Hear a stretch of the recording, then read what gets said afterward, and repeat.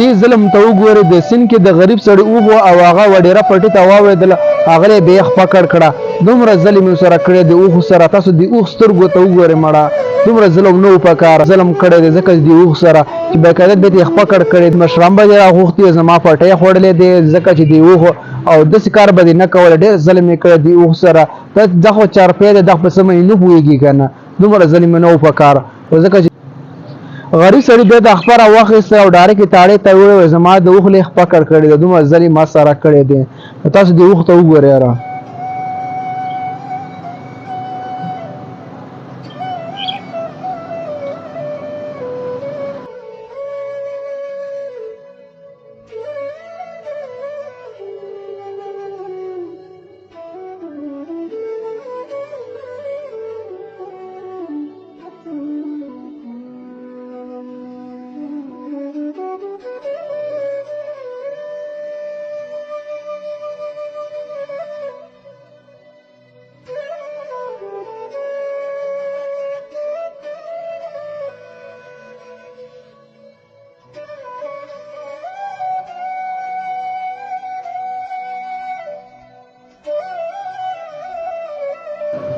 اسی به قیامت نه راځي ناورو سره کوم ظلمونه کوي او دا ظلم نو په کار ځکه چې دوی سره ډېر ظلم کړی دی نو ستا پټي ته واوړې سمه د غریب سړي وخو او در واورېدله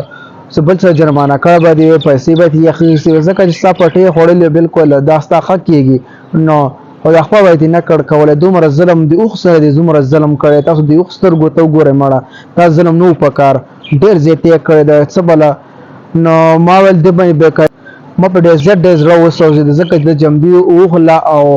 پکړ کې هغه دومره ته ګوري او هغه په غټو غټو سترګو دي اوښکې روانې دي تاسو دته اوس وګورئ مړه دومره ظلم نه و په کار هو نو بیا دې غریب کس دا غریب کس و دا چې بل کس ویدلی خو بیا خپه نه شي کړ کول ځکه چې بیا په سترګه سره د غریب سره سړی ظلم هسې به قیامت نه راځي ځکه چې دا ظلمونه قسم ظلمونه ګوره په سوشل میډیا کې نن دا شوی نن دا شی شوی دی او نن دا پکې دا بل ظلم دی ځکه چې دا خبره پرونه ډېره وایرل شوې ده او د اوښ لیخ پکړ کړې ده او تاسو ته باقاعده په د خپه هم د اوښ ښکاري نو ډېر زیاتې او ډېر ظلم یې ورسره کړی دی نو هر څه کړی دی دا په سیند کې شوې ده او دا ډېره پټۍ هغه ته ورکېوتی و او دا ظالم